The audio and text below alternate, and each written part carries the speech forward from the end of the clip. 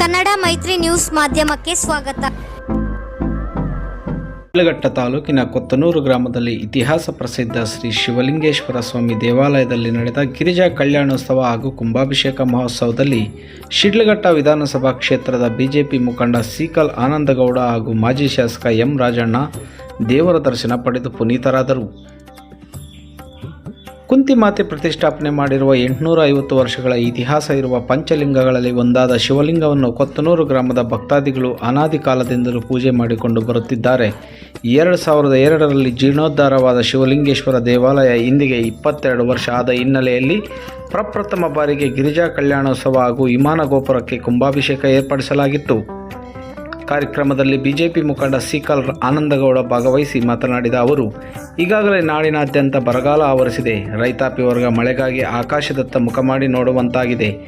ನಾವು ದೇವರಲ್ಲಿ ಪ್ರಾರ್ಥಿಸೋಣ, ಈ ವರ್ಷ ರೈತರಿಗೆ ಉತ್ತಮ ಮಳೆ ಬೆಳೆಯಾಗಿ ರೈತಾಪಿ ವರ್ಗ ಸಂತೋಷದಿಂದ ಜೀವನ ನಡೆಸಲಿ.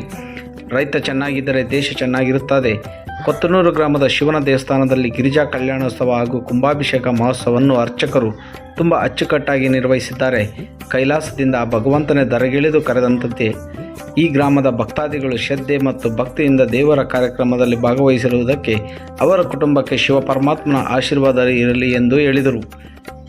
ಈ ಸಂದರ್ಭದಲ್ಲಿ ಮಾಜಿ ಶಾಸಕರಾದ ಎಂ ರಾಜಣ್ಣ, ಕೊತ್ತನೂರು ರವಿಚಂದ್ರ, ವಿಜಯ್ ಪ್ರಕಾಶ್, ಪ್ರಧಾನ ಅರ್ಚಕ ಬಸವರಾಜ್, ಅಭಿರೆಡ್ಡಿ, ಕೊತ್ತನೂರು ರಾಜಣ್ಣ, ಶಿವ, ಜಗದೀಶ್, ಕೊತ್ತನೂರು ಸೋಮು, ರಾಕೇಶ್ ಹಾಗೂ ಭಕ್ತಾದಿಗಳು ಭಾಗವಹಿಸಿದರು. ವರದಿ ಗೋರಮಡಗು ಮೈತ್ರಿ ಲೋಕೇಶ್, ಕನ್ನಡ ಮೈತ್ರಿ ನ್ಯೂಸ್, ಶಿಡ್ಲಘಟ್ಟ.